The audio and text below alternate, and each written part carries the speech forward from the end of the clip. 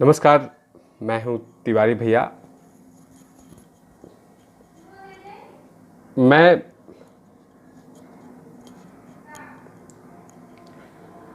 बहुत खुशी हुई जब हमने सुना कि अर्णव भाई बाहर निकल गए हैं, लेकिन एक अजीब सी खुशी खुशी हो रही है।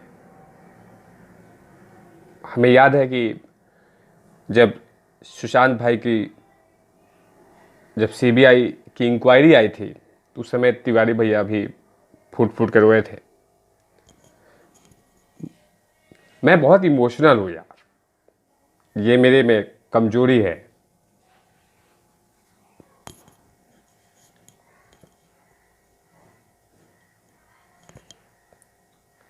ये कमजोरी है मेरे में। मैं दिल किसी से भी लगा लेता हूँ।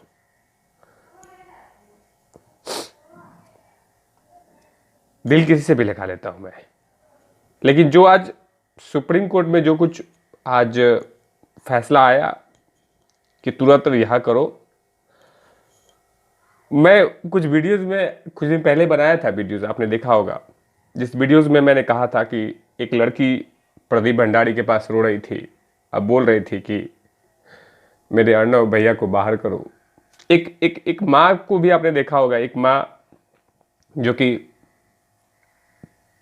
तलोजा जेल के बाहर में रो रही थी, वो भी बोल रही थी कि अर्णव को कुछ होना नहीं चाहिए। मुझे अर्णव ने पैसा नहीं दिया है कि पैसा लेके उनके लिए कुछ बोलो, लेकिन अर्णव के बारे में ये होता है कि अर्णव को मैं आज से नहीं जानता। टाइम्स नाउ से जब वो पत्रकारिता स्टार्ट किया था, तब से जो बोलने का तरीका है वो बहुत जबरदस्त है। लेकिन आज जो कुछ हुआ उससे ये ट्रस्ट जाता है, ये विश्वास जाता है कि सुप्रीम कोर्ट बेहतर है। सुप्रीम कोर्ट बेहतर है, सब कोर्ट बेहतर है, लेकिन जब सुनवाई में लेट होता है तब दुख होता है। जब न्याय नहीं मिलता है, न्याय जब नहीं मिलता है तब दुख होता है।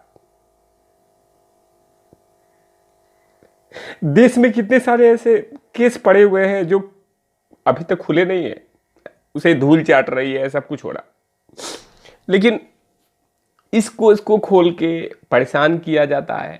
वो दुख होता है कि आप बदला ले रहे थे, ये सबको पता चल गया है।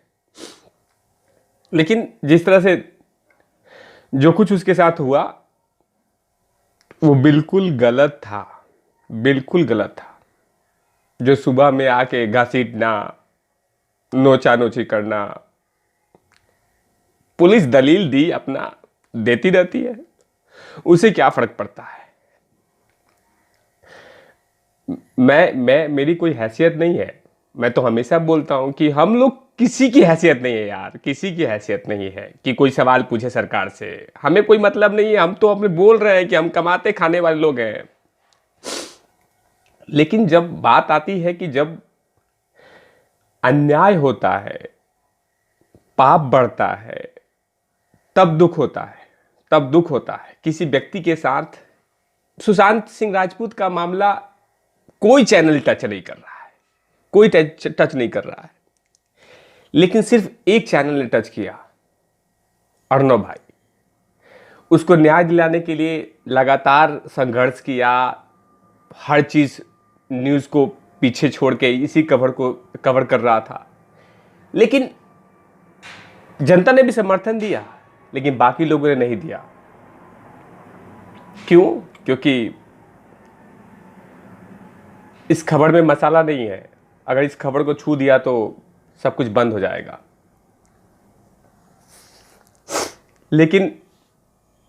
लेकिन अर्णव भाई लगातार उस पर कवर करते रहे, हर मुद्दे को रखा।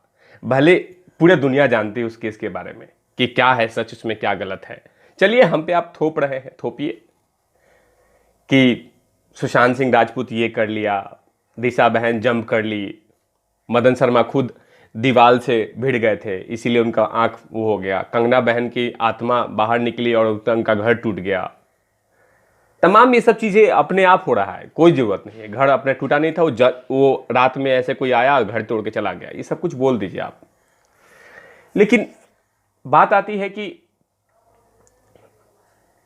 जिस तरह से उसको परेशान किया गया, अर्णव गोस्वामी को षड्यंत्र रचा गया, बड़े बड़े टीम बनाए गए, बड़े बड़े आईपीएस आईएएस को सरकारी तंत्र को दुरुपयोग करके बनाया गया कि इसको खत्म करना है, षड्यंत्र रचिए।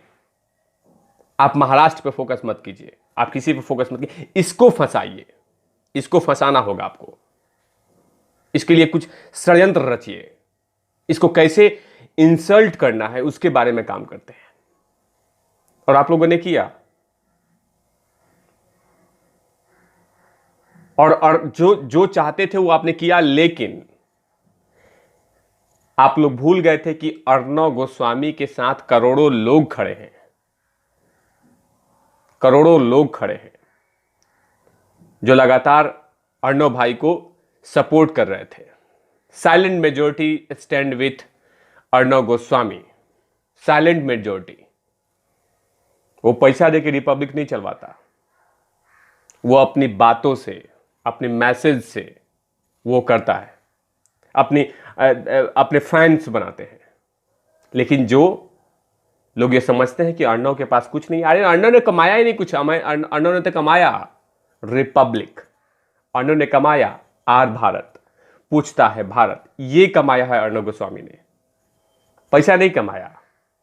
अर्णव ने कमाया ये इज्जत शोहरत जो आज देख रहे हैं आप, पटना, बिहार, पंजाब, हरियाणा, नई दिल्ली, मुंबई, महाराष्ट्र, गुजरात, मध्य प्रदेश, हिमाचल प्रदेश, उत्तराखंड, इन तमाम जगहों पे देख रहे हैं फैंस, लोग हवन कर रहे हैं, कोई पूजा कर रहा है, कोई माँ गंगा की आरती कर रहा है। क्यों? क्योंकि एक राष्ट्रवादी पत्रकार को बाहर निकालने के लिए। लेकिन मैं अपने चैनल के माध्यम से ये कहना चाहूँगा, खासकर चंद्रचूड़ साहब को धन्यवाद, आपने हमारी बातें सुनी। और मेरे जो वीडियोस बने थे पिछला आपने देखा होगा, उसमें मैंने चंद्रचूड़ साहब को, जो सुप्रीम कोर्ट के जज हैं, महाराष्ट्र से आते हैं, इनके पिता यशवंत विष्णु चंद्रचूड़ साहब जो है, इनके पिता जो जज साहब हैं, सुप्रीम कोर्ट के लॉयर हैं, सॉरी माफ़ कीजिएगा, जो जज साहब हैं, इनके पिता भी बहुत लंबे टाइम से सुप्रीम कोर्ट में जज रह चुके हैं। और जिस तरह से उन्होंने आज पूरी बातें सुनी, दोनों पक्ष की दलील सुनी, महाराष्ट्र सरकार की तरफ से कपिल सिब्बल थे और अर्णव भाई की तरफ से हरीश साल्वे साहब थे, और लगातार 5 से 6 घंटे की दलीलें चली और कोर्ट ने बहुत सारी टीका टिप्पणी किया, कमेंट्स किए, सवाल पूछे, और अंत में यशवंत चंद्रचूड़ साहब ने फैसला ये दिया कि तुरंत अर्णव गोस्वामी को रिहा करना चाहिए। अर्णव गोस्वामी कोई आतंकवादी नहीं है, कोई टेररिस्ट नहीं है, उसने सिर्फ बोला है। अब बोलने की उसकी सजा ये होनी चाहिए, ये बिल्कुल गलत है।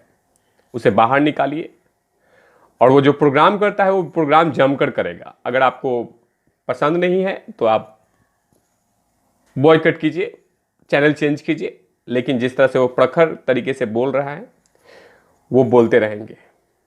जो सुप्रीम कोर्ट के जज साहब हैं, उनको तिवारी भैया की तरफ से, और जो जितने मैं आपका पैर छू तो नहीं सकता कि सर आप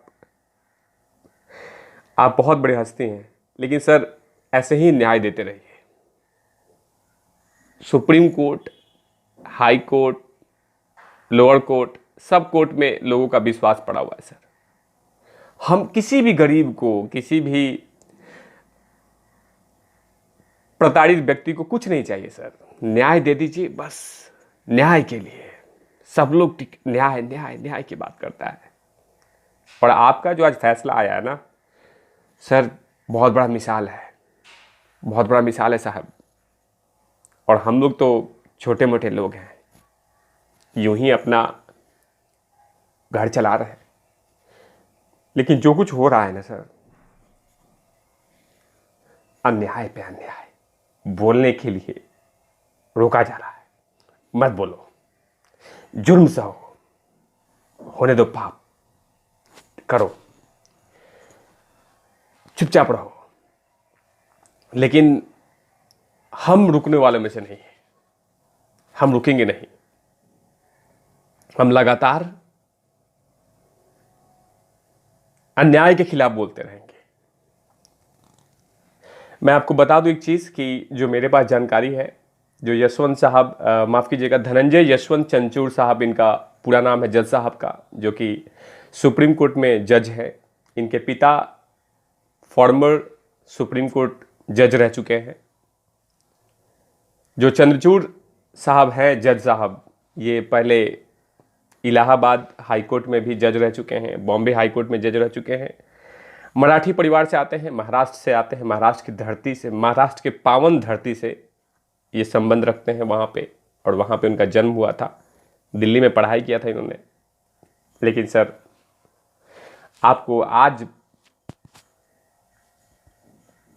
प्रणाम है, प्रणाम है, प्रणाम है सर, प्रणाम है। करोड़ों फैंस की तरफ से आपको प्रणाम है। सुप्रीम कोर्ट के हर जजों को प्रणाम है, हर जजों को प्रणाम है सर, सर प्रणाम।